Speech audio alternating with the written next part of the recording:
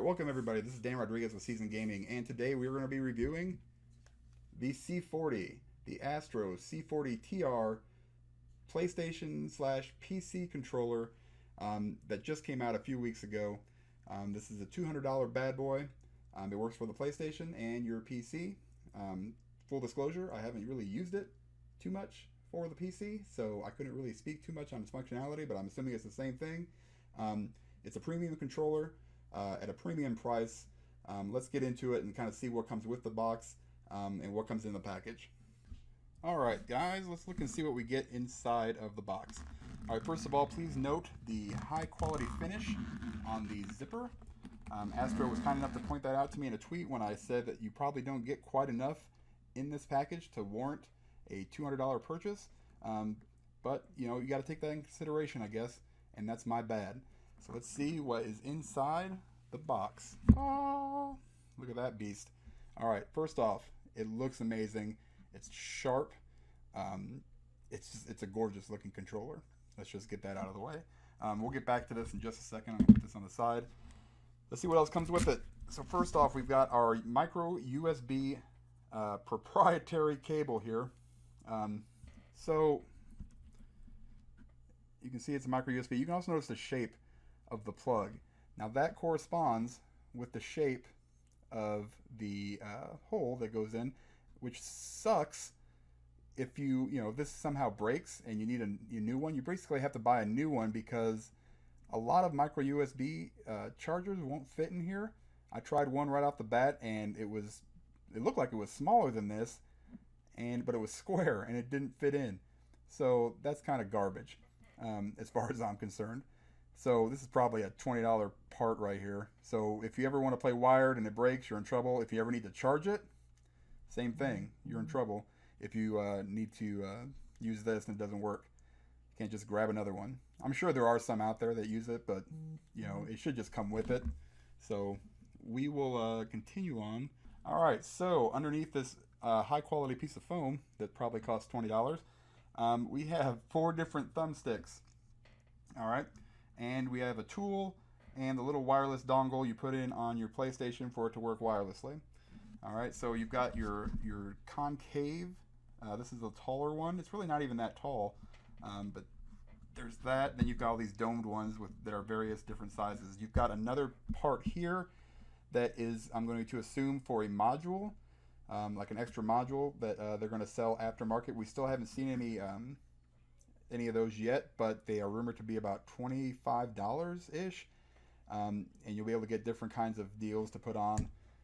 Not sure, this is one of my chief complaints why it didn't come with, maybe not a module, but maybe an extra D-pad, the disc D-pad that comes standard with like a Microsoft Elite controller. But basically you plug this in, turn it on and it connects. It's pretty much plug and play. We're going to take this controller apart real quick. I'm going to show you how to change out a module. Let's put this to the side. Really simple. So we've got 4 screws and you just pop these off. What's kind of nice about these is that underneath them they've got like a little washer or a pin that will prevent you from losing these screws because they probably cost $10 each. So it won't pop off the faceplate. And they are going to have probably custom face plates. I've already seen them for the people that are sponsors or influencers or whatever they call them. They've got some pretty cool custom stuff out already. So here we go. Take this off. There is that. So each one of these has a little red line, if you can see it there. And that corresponds with the red line that's right there. And you just got to line them up. It's pretty darn simple. Pop those out. Pop this out. Boom. Boom. Boom. And that's it. Put this back on. La-di-da, la-di-da. Alright. And I'm making all kinds of noise. I hope you're enjoying me smashing this onto the table. Alright. So there you go. Now you're set up just like a regular DS4 controller. Everything works the same way. You've got your PlayStation home button. However, does not turn on the system. Not sure why. Because it's not Bluetooth. It's wireless. It's got wireless functionality, so that sucks actually. I'm so used to just grabbing the controller and having to turn on. Yeah, it's a it's a lazy man's problem, but I'm a lazy man. I work hard during the day for my money, and when I spend it on this, which is $200, I want to be able to turn on my damn PS4 by pressing the button. So the fact that I can't is stupid. All right. So anyway, touchscreen works the same way. Works great. Your options, your share button, pretty much standard fare as far as a PlayStation controller goes. Let's look at the top here. Again, we've got that proprietary micro USB charging hole, which sounds awesome. You notice here these are actually aftermarket Control Freak grips, so these don't actually come with it. But I put those on there because I like them, and they're kind of tactile and they function well, so I decided to put them on there. Up here we've got, this is your 2 functions. So there is software that comes with this. It's free. You install it on your computer, plug it in, and you're good to go basically. And you just switch from, you can have it set for like maybe Battlefield over here. Maybe you're playing Bloodborne, you want something different over here. It's just like the Xbox controller. You have 2 different choices on what, how your button layout is basically. Here you've got wireless and wired. So you just flip that if you want to go wired, flip this if you want to go wireless. All right. On the back, got a few different buttons. Also these proprietary, or not proprietary, but aftermarket tactile Control Freak grips. I put those on there as well. This is basically your left. I use it for left and right. I think they call them like UR and UL, and you can map these to whatever you want to. I use them, for left and right on the D-pad because I've just always done it. It's the Battlefield thing. I've just done it forever. In the center here, after you did what I just did and reset the modules, you want to hold this button down. This is basically your reset button, and it will reset and recalibrate your modules and your thumbsticks, so everything should be working out fine. You can go back in, like I said, and test it on the software that Astro provides for free. And then right here you've got your trigger locks, similar to the Xbox. They just make a shorter press basically. As far as the software goes, it's pretty much standard fare again with stuff that everybody else has been doing. They do have a nice little addition to it that has audio settings, that you can change some audio settings in the controller. Not only the speaker, which works great, but also what your sound is coming out. There's some equalizer settings, I think. I haven't messed with that too much, to be honest with you, so I can't speak a whole lot about it. I use Astro's C4 or A40s, actually, their headsets. So what would have been cool is if they somehow built like a mix amp inside of this. Now that's crazy talk, I know, but I mean, even some kind of functionality where it worked. I mean, it'll work with any headset, but like their mix amps that they make are fantastic, and I basically, that's all I use anymore, unless I want to go wireless, and then I'll use some Lucids. But for the most part, that's it, guys. There's not a whole lot more I can tell you about it. But I will share my thoughts on what I think is some of the pros and cons of said controller. Alright guys, now that we've kind of looked and seen what actually comes in the box, let's talk about how this thing works. It is by far, I'm not even going to, I've only used this and the DS4 for the PS4, it's by far the best controller I've ever used for the PlayStation. And it rivals the Microsoft Elite controller to me. I know that's tough for some people to believe, but it really, really is good. However, the problems I do have with it, there are a few times where I've had issues where buttons just stopped working completely. I've had some issues with some stick drift, but not too much, and that's easily correctable by just recalibrating it. I've also had, I have some issues with what you get. Like for the price that you pay, $200 is a lot of money. Compared to like say the Microsoft Elite controller, which you get for $150. Now the quality, on that is questionable. This one seems to be a much higher quality controller, just from the short time I've been using it. I probably put, the last 2 to 3 weeks, I would say close to 100 hours playing various games, mostly Days Gone and MLB.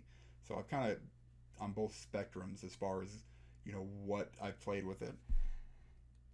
But $200 is a lot of money, and not everybody has $200. And to justify buying this, as opposed to just your regular DS4, I mean, this is for the pros. I mean, it really is. If you're a pro player, I totally understand why you would get this. But I would also argue that probably most pro players are probably going to have some kind of sponsorship, probably by Astro, that will get one for free. So I really don't think they're hitting their user base very well with this one. I think for $150 you could probably justify it, but not at $200. It's really, really tough. But I'm at that weird point because it's so good of a controller that I'm almost like, yeah, it's fine, pay the $200. But just a few little tweaks here and there, and you would have had something that I think would have revolutionized just what a real good controller, a good third-party controller can be. The D-pad, for example, here. We didn't talk about this too much. There is a disc option that I've seen on the promotional videos. I've seen the pros already have it. The people that are promoting this. I'm not sure why that little probably $5 part didn't get thrown in with the rest of the controller. That drives me crazy.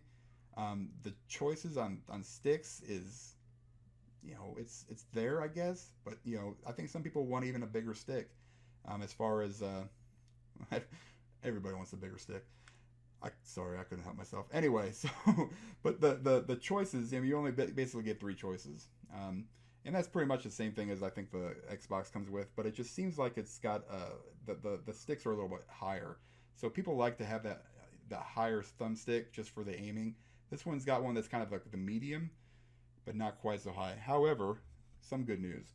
I'll show you this real quick. These are Control Freak Omnis. They just happen to fit perfectly because of a partnership, and they work with Control Freak. So you can actually put your PlayStation 4 Control Freaks on these things, and they'll fit perfectly. They're the same exact size as the DS4. I'm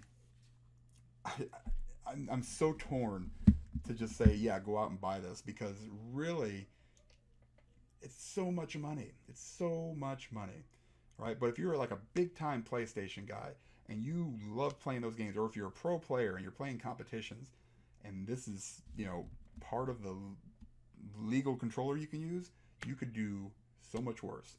So it's an amazing, amazing controller. I just have a problem with the price point. I think it's a little bit steep. Like I said, $150, sold. I'd buy 2 of them. All right? I'd buy one for everybody at $150. Don't quote me on that. I work at Season Gaming. But otherwise, I mean, if you want something good, if you want something solid, this is the controller to get. If you've got $200 to spend on it, then absolutely you should buy it. If you guys have any questions about it, hit me up in the comments. I'll do my best to answer.